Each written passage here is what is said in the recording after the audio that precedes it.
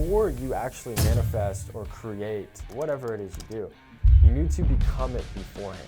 What do you feel like has been your biggest key to success? So failure was not an option. So you're burning boats. I had no backup plan. So winning in sales and also winning as an entrepreneur, it was like, if I don't do that, I don't know how I'm gonna survive. That's why I always say, like, become so great they can't ignore you. That's how I've always lived my life, like chip on my shoulder. Like, But I think that most people are good enough to get away with it. nothing has ever been given to me. The only thing separating someone from being successful versus not successful, especially if you're younger, is it's essentially what you're saying is it's an information gap. I always say, like, average salespeople can help prospects find a problem. Good salespeople can help the prospect find more than one problem. Great salespeople are able to help the prospect find, 2 or 3 problems. But the very best salespeople, I'm talking about like the 1% of the 1%, are able to help the prospect find.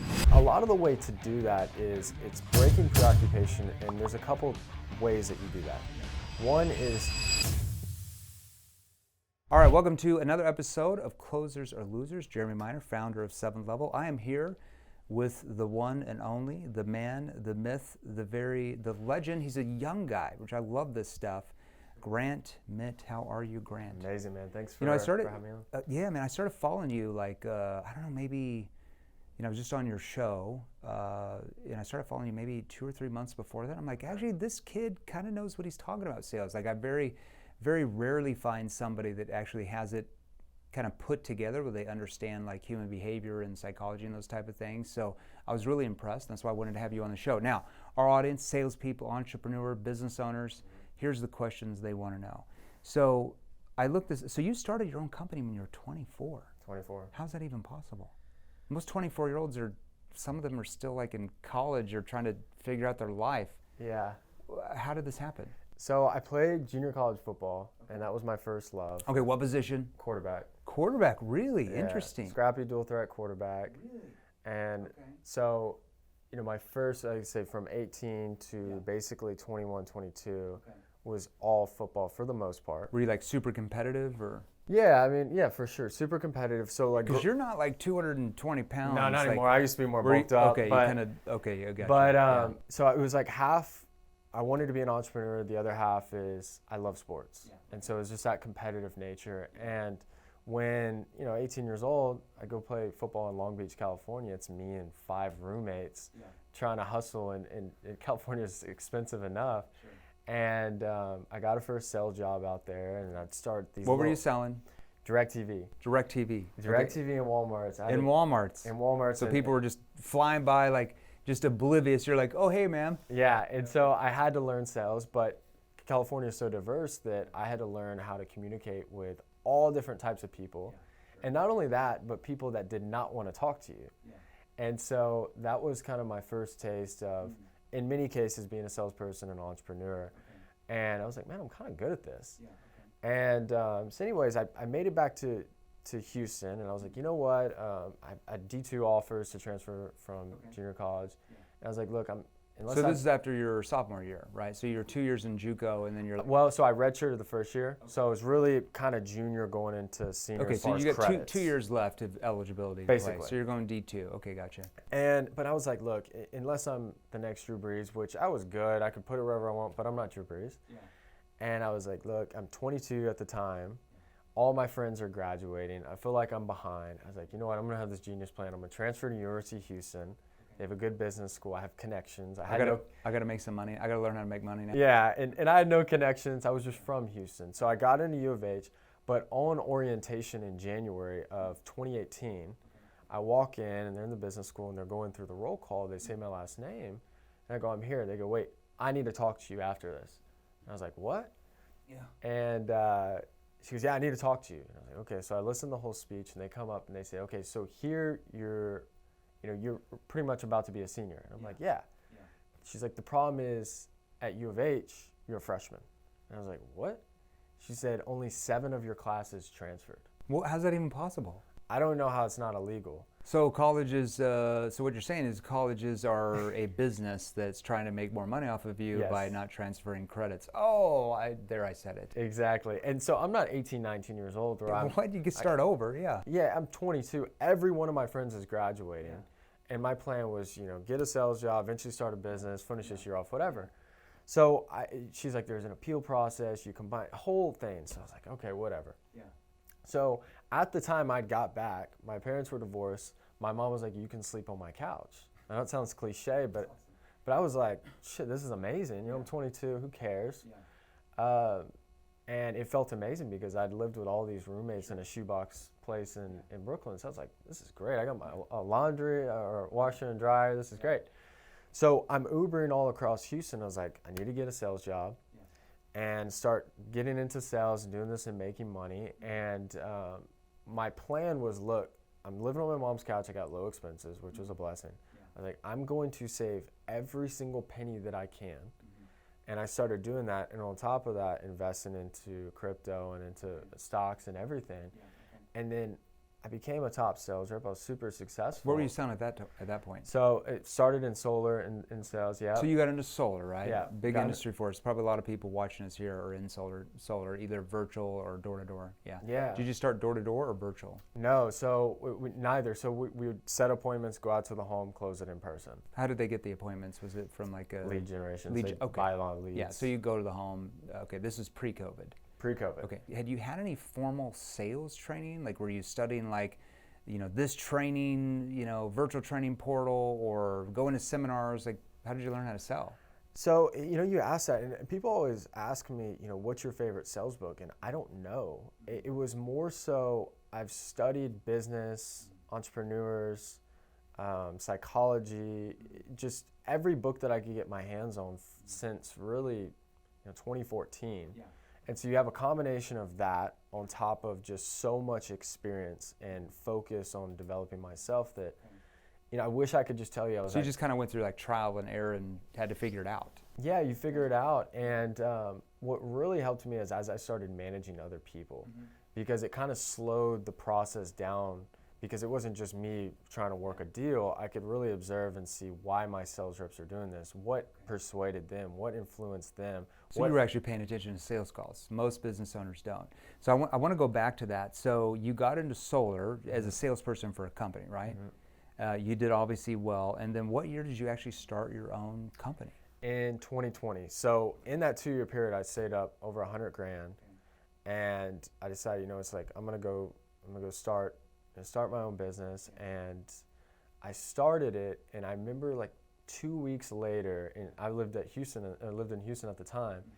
And if you know anything about Houston, the Houston rodeo it's the biggest rodeo in the world. I have been there. I took my girlfriend there a year ago, and she's like, let's take my whole family. This was like maybe a couple months after we started dating.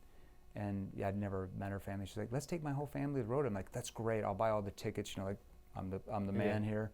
And she's like, great. And she shows them to me. I'm like, oh, I don't want to sit in like the cheap seats. Like, is there like a suite or something? Now, I thought rodeo is rodeo. Like, I come from Missouri. Like, rodeo is like small. There's like maybe 300 or 400 or 500 people there or something. I didn't know the Houston rodeo had like 80,000 people. It's like in a stadium, right? And so they're like, yeah, there's only like, there's these suites left. They're like $10,000. And I'm like, what? I'm paying $10,000 to go to the rodeo? Like, this is like, I'll pay $10,000 if like go courtside or something, or an NBA game, or I'll pay $10,000 for a suite at an NFL game. But $10,000 for a rodeo? Like, I'm used to like $30 tickets at a rodeo from Missouri. So coughed up the money. It was a good time. But your guy, the Houston rodeo is a different another experience, level. bro. I tell everyone this. And so I'm sitting there and I turn on the TV and it was day one of the Houston rodeo, and it said Houston rodeo canceled. It's like, if you because of COVID? COVID. Oh, okay. And like we said, you went to, it's the granddaddy of them all. I mean, Houston rodeo is another level, and how much money it takes to get that thing going, rent out Reliant.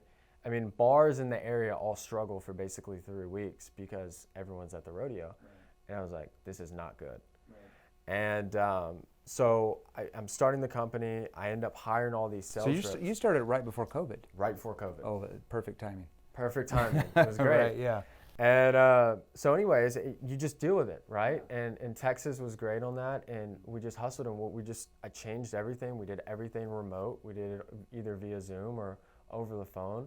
And the company just started scaling organically. And I knew I was onto something when I would hire 4 or 5 sales reps, and then they said, hey, can I like my friend works at this company. Like I told him, can he come work here? Yeah. And the whole first year, we never used LinkedIn, Indeed, or anything because the company was just organically growing. Were you just advertising on like Facebook or social media, or where are you getting the leads? No. Since you're doing it virtual. Oh, you're talking about leads for since you went virtual, yeah. Like how were you doing it? Yeah, so there's so many different lead vendors for solar, and so we just started spending a lot of money on lead generation. And but it caused you to shift. I think that's an important lesson that a lot of people watching this, like as an entrepreneur, when things happen, you have to be willing to change so you don't like go under, right? Because the way you were doing it, getting the appointment, going out to their home, you couldn't do that for a while, couldn't do it. Right? You couldn't do that for a while, and a lot of companies went out of business because of that.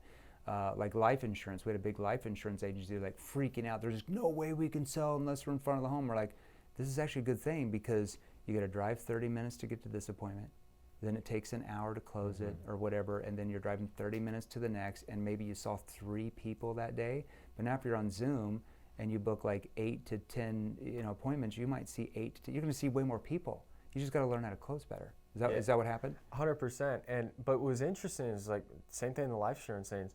I've been saying since 2018, there will be a point in time where you can sell solar over the phone and it's going to be like clockwork. Yeah. But because it was quote unquote a new industry and you were basically part of the sale was teaching the consumer what solar is. Yeah, sure. They don't know what they don't know. They don't know what they don't know. And so I always assumed it was, hypothetically that it was going to be like this, but everyone said, oh, you can't do that. You have to sell in person. And we challenged it and we scaled like crazy. And we just got on Inc. magazine. We grew 285% in the last 2 years, and we've done great. What do you feel like has been like your key to success? Because a lot of people watching this are like, how did this kid do this at like 24, 25? Because you're only 28 now. I mean, this is 4 years ago, right, that you really started doing this. So what do you feel like has been your biggest key to success? So there's 2 things. One is the boring answer is working 7 days a week. We're outworking everybody. Sure. Thousands and thousands of sales calls, appointments, interviews, betrayals, this, that, and everything that you could potentially imagine could go wrong, going wrong and not quitting. That's the boring answer. I think a lot of people don't realize that, right? They feel like they see a business and like, oh, well, they're in business, supposed to be making like billions of dollars, but they don't understand everything that goes into that, like hiring employees and the overhead and the cost. And sometimes you lose this person or that person, how it affects you, and you got to replace them, and all these different things. So how did you learn how to cope with that at such a young age? One, I had no choice. So failure was not an option. So you burned the boats. You went to the islands. Yeah, well, I don't come from money, and I had no backup plan. So winning in sales and also winning as an entrepreneur, it was not like this lavish goal that would be really cool. It was like, if I don't do that, I don't know how I'm going to survive. I'm not going to eat next weekend. Yeah. And also, I've just oddly had this extremely high expectation. Maybe that's not healthy. I don't know. I mean, I'm a very happy, positive person, so it's not like I'm walking around stressed all the time. But, anytime I were to accomplish something, I'm like, okay, but if you look out in the world and you see what people are really doing, it's not that good. Yeah, it's like, exactly. I should be doing this. Yeah, yeah. And so you have a high self-expectation. That's actually a really good attribute to have. And then on top of that, and this is just the basics, you talked about this, instead of just having a bunch of willpower and playing the law of average, play the skill game. And the greatest hack of life is you can beat pretty much 99% of people if you literally just read or learn something new an hour a day. You just outlearn them. Yeah, because people always ask me, like, how did you become so successful at sales? How did you make so much money as a salesperson? I'm like, I just outlearned everybody else. What are you talking about? Like, to me, it's like a no-brainer. I just outlearned everybody else. Instead of, listening to, Taylor Swift driving down the road. I love Taylor. Actually, my girlfriend doesn't. I don't love Taylor. You know what I mean? It's just an expression. You know what I mean? But just not listening to music and listening to like sales and persuasion influence. I as a salesperson in my younger years, I was just out learning everybody else because they might listen to 10 or 15 minutes a day, but I was listening to hours a day, right? Just driving around to different appointments. And when I first got into door-to-door sales, driving around to different neighborhoods. You just 10 minutes here or 10 minutes there, and you put in that effort just in your car, right? You just get better. You get better than everybody else. The only thing separating someone from being successful versus not successful, especially if you're younger, is it's essentially what you're saying is it's an information gap. So even if you don't have 20 years of experience, you could get 20 years or 30 years of information Very quickly. very, very quickly. Especially in our day. Well, I mean, we live in the information age, right? So Exactly. you can get it very quickly. I love that. So your key to success was just learning, right? So just going from, instead of the numbers game, was the skills game.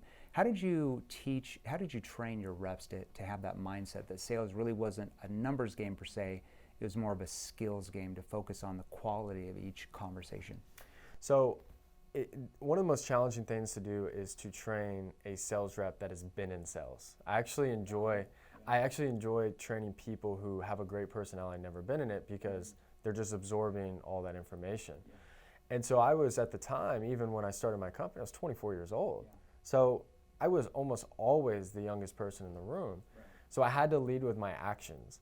So whether it was selling over the phone, selling on Zoom, or in person, I would show up to appointments with 3 reps.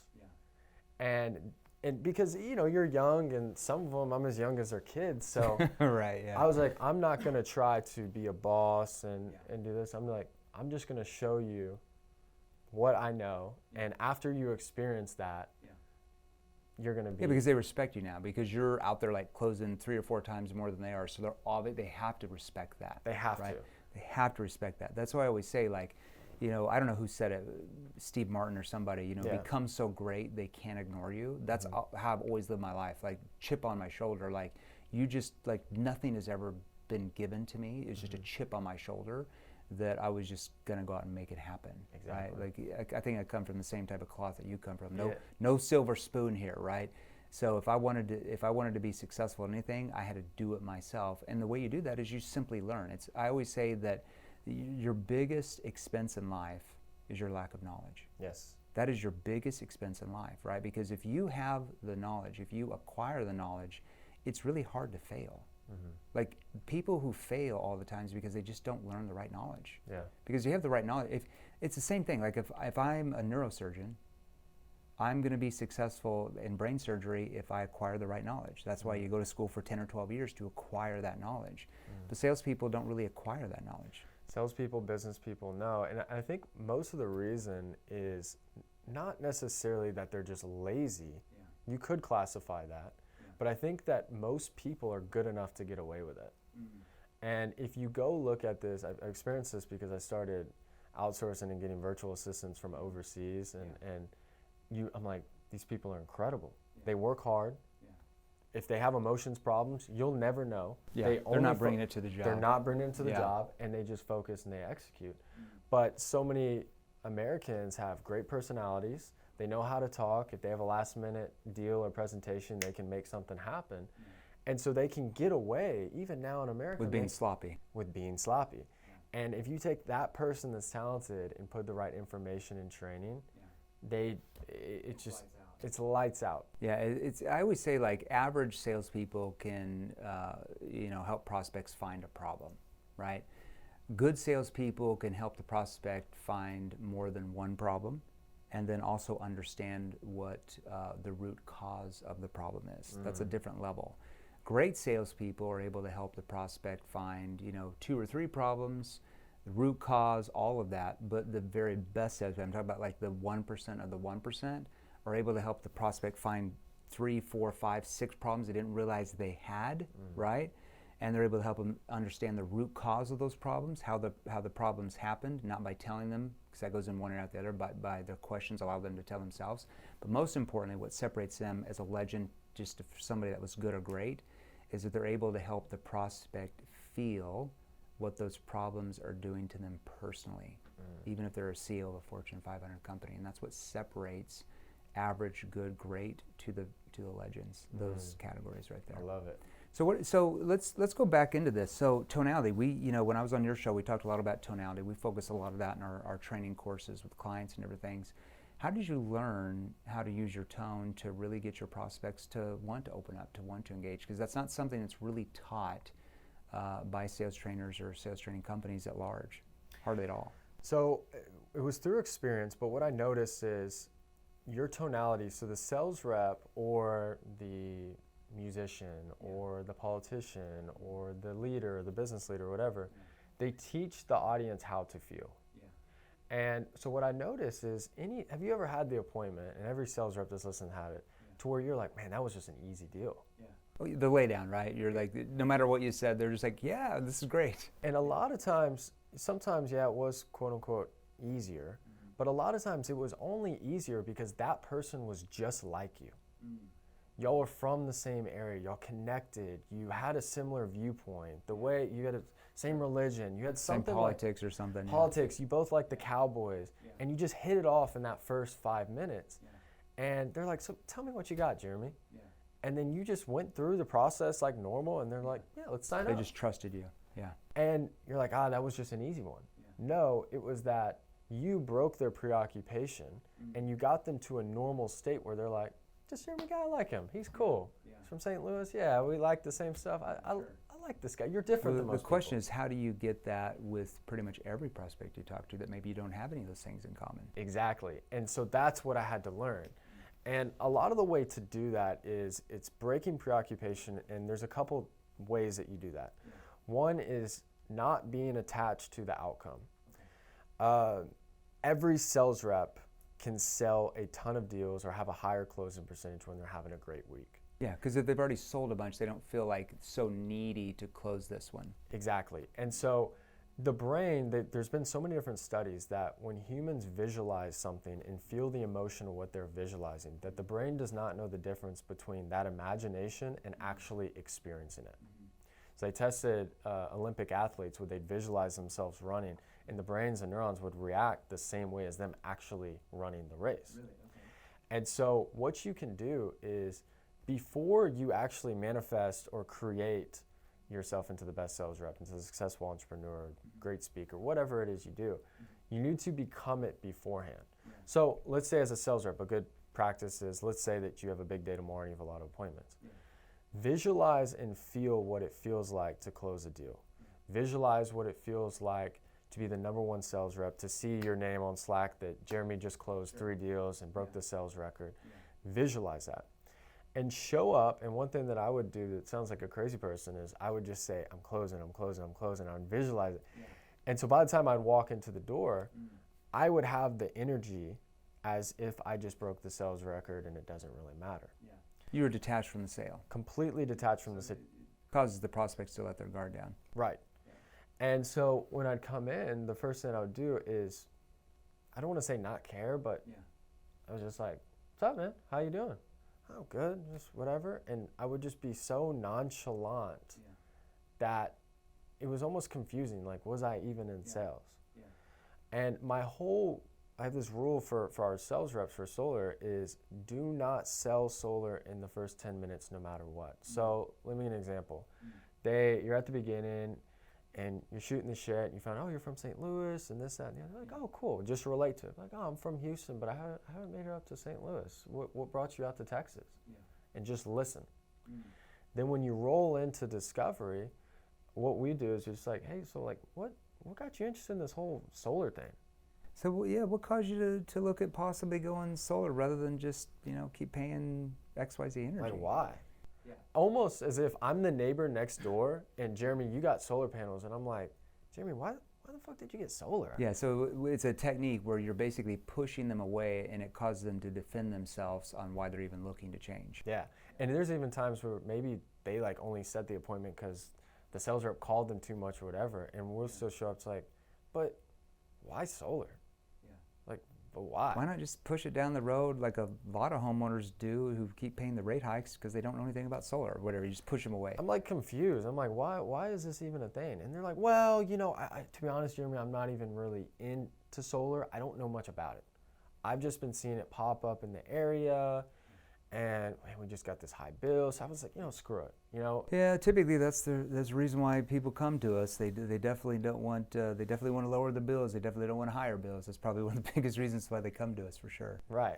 Playful tone, yeah. Right. And so what we do is when they start doing that, they gave us in I call it like Miss America answer. It's the truth, but it's such a small tip of the iceberg that it really gives you nothing. It's still surface level, yeah. Exactly. So I heard that he saw it in his neighborhood, and so okay, maybe it's worth a shit. He got a high bill, and he's not super interested, but he's still kind of skeptical of the whole thing. But he's at least gonna tell you because you seem like a nice guy. Yeah. So that gave me nothing. So what the average sales rep does is they go, completely understand. And solar is great for that, for dropping bills. And they go right into their solution. They go sell. Yeah, and prospect. Their guard goes up. Goes up. Now it's hard. So what we do in that thing, we're like, so when you started seeing it like pop up in the area, what made you even want to look into it even more? Yeah, so what you're doing is you're using like a skeptical / confused tone. Yeah. And that triggers our brain to basically explain to you and sell you on why they're looking at it. Yeah.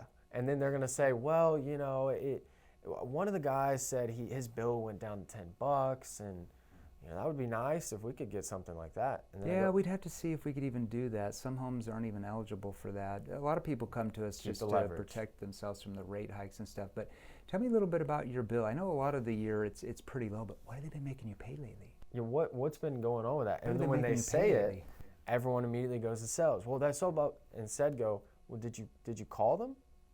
Did you talk to them? Call them and like say, did you give them, now, hold on. Are you the one that called in to Edison and gave them permission to keep doing the rate hikes 10% a year last year? Is that you, George? Yeah. Playful tone, there's a little technique I'd show you. Yeah. So it's like you're going to go deep into it. So it's almost like I'm playing dumb. I'm the neighbor next door, like, Jeremy, why the hell did you get solar panels? I thought that shit was expensive. And you're like, well, you know, it's this and that. And I'm like, I don't know, man. I might move. So I'm almost playing that. I'm the opposite of a sales rep. I'm they don't feel like they're being sold. That's why they open up. And they just tell me everything. Now, when I figured out exactly what's driving them, now I'm going to set expectation, but I'm going to take away the power to decide. It's not me or you that's deciding. The problem is with solar is that most people, it just actually does not make sense for the home. A lot of homes just aren't eligible for it. It just doesn't work, and that's okay. So I'm just going to give you the basics, just so you know how it works. I'm basically saying, look, I don't want to give you a fucking spill either. Yeah. You just got to know how it works. Yeah. And so they're like, I like this Jeremy guy. It's kind of cool. Yeah. And then I'm going to pre-frame the outcome that I want, and I'm going to make sure that they agree to it. Yeah. So I'm going to go, and you know, if it works, Jeremy, like, we'll get you set up today so you can drop the bill down. But if not, it's no big deal. At least we'll know after today. Is that cool with you guys? Yeah. And they're like, yeah, because you're low key. If your tone's like that, you're relaxed, you're calm, you're collected. They view you as more of an expert because you're not needy. Experts aren't needy. Think about any expert you've ever talked to. Were they needy? Do they really need your business? No, they don't at all. You're qualifying to them. They're like, drop your pants. You drop your pants at the doctor, right? You don't even like, why do I need to drop my pants? You just freaking do it because they're already viewed at a higher status than you because of their degree on the wall or the white coat. That drop your pants, you're dropping your pants. So it's all status, right? It's all perception. And everyone always asks, how do I become a better closer? What do I got to do to become a better closer? And closing is, I think you mentioned this too, closing is just really, to me, about not fucking up. Closing is just facilitating the transaction, and don't say something dumb. It's just the next logical step for them to commit to purchasing what you're offering to get where they want. It's like 2% of the sale. Exactly. It's all done in the perception, the initial thing, and then they understand it. It's just a comprehension game, and then it's facilitating the transaction. Done in the discovery process of if you're selling B2C, the discovery process of that conversation. If you're B2B, the discovery process of the conversations. That's where the sales. Exactly, and that's why it goes back to all of the easy appointments were just people that you related to so much that you did what I just explained because you liked them. And that'd be 5% of the prospects you talk to, Exactly. You got to learn how to sell the other 95%. And so if you can implement that with each person, and you don't have to act like you like the things they like. If they like the Cowboys and you like the Packers, talk shit to them. You can. That's why I hate when people are like, oh, you're a Chiefs fan? Oh, I love the Chiefs. And it's like it's not authentic. No. It's like, oh, you went there? Oh, yeah, my aunt used to live there. Like, everything you say, they've done that. And I'm just like, it's just not real, right? People don't believe that. My thing is just be interested in them. Yeah. They could. Wait a minute, you're a Wolverine fan? I love the Buckeyes. This might not work out. We might have to break up. I'm not sure we can do anything today. They'll laugh. They'll love that. Right. Even though you have completely different viewpoints of sports, it doesn't matter. It's just how you use your talent. Especially Americans, we just respect people who are unapologetically themselves. If you know a person's acting like that because that's just who they are, then they can trust that because they know who they're dealing with. Yeah, 100%. I love that. I wanted to ask you about what do you feel?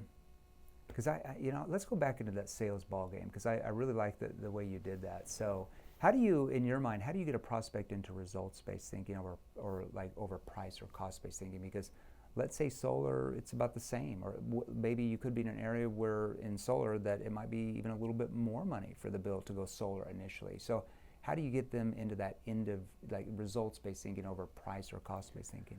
Well, I could get super tactical on the solar side, but the best thing is... Well, just on any sales side. Right.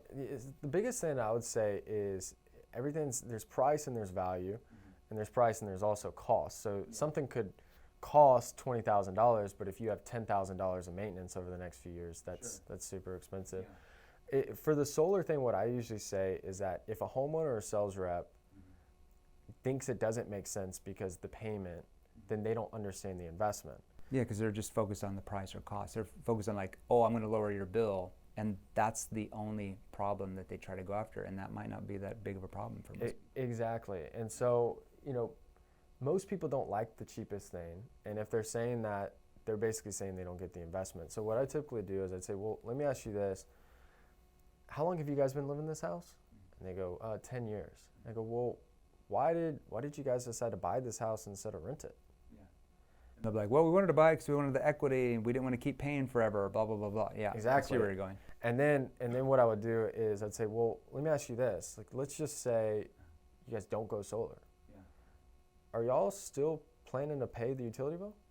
And they're going to say yes, but I don't want them to be spiteful like, oh, of course he wants me. So I'm going to pull the rug. Well, but of course you have to, right? We need our lights. Yeah, because if you don't pay, what do they do to you? Yeah, they just shut your lights, so you can't even go to the bathroom if you don't pay. You can't even do it, right?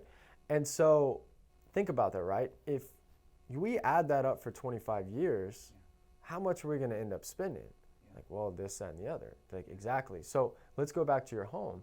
If you were looking at this home 10 years ago, and you loved it, obviously, because you guys moved in, and you were the realtor, and they're saying, look, Jeremy, you could buy this home.